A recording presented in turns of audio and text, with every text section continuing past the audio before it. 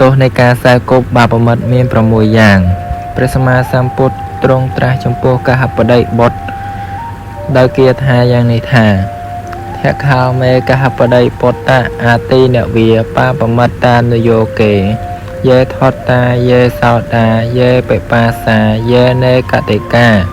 យេវច្ចនិកាយេសាហសិកាស្យាសសៈមត្តាហន្តិតេសហាយាមនីកហបតីបុត្រទោសក្នុងការខ្សែគប់នៅបាបមិត្តនោះមាន6យ៉ាង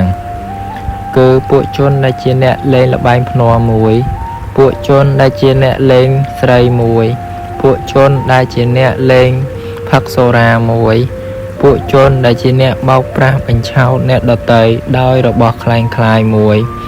ជនដែលជាអ្នកបំបត្តិប្រវាញ់អ្នកដទៃក្នុងទីចំពោះមុខមួយជនដែលជាអ្នកឆក់ដណ្ដើមទ្រព្យអ្នកដទៃមួយជនទាំងនោះជាមិត្តជាសម្លាញ់របស់ជននោះអ៊ីមេខោកហបតីពុទ្ធធៈអាទីនវាបាបមិត្តានុយោកេមនីកហបតីបុត្រទោសក្នុងការខ្សែគប់នៅបាបមិត្តមាន6យ៉ាងនេះឯងបទថាថតតាប្រែថាអ្នកលេងល្បែងភ្នាល់បទថាសោដាជនដែលជាអ្នកលេងស្រីមានសេចក្តីថានាំឲ្យជាអ្នកលេងស្រីនាំឲ្យជាអ្នកលេងផតតានាំឲ្យជាអ្នកលេងផឹកស្រានាំឲ្យជាអ្នកលេងមើលឈើមានស៊ីមើមដំឡូងជាដើមបទថាបិបាសាប្រែថាអ្នកលេងផឹកស្រាបទថានេកតិកា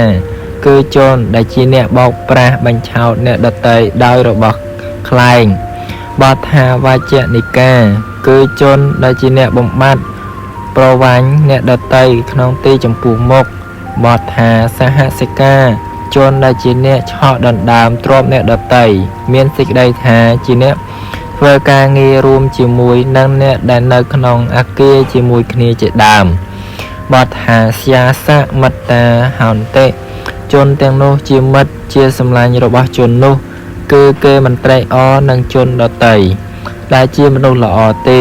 ហើយរមែងចូលទៅរកមិត្តលាមួកទាំងឡាយនោះតែម្យ៉ាងដូចជាសត្វជ្រូកដែលគេតាក់តែងដោយគ្រឿងក្រអូបនិងផ្កាឈើជាដើម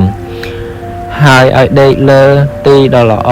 ក៏នៅតែចូលទៅកាន់រណ្ដៅលាមួកដូច្នោះព្រោះហេតុនោះអ្នកខ្សែគប់បាបមិត្តរមែងចូលទៅសេចក្តីសាបសូន្យដ៏ច្រើនក្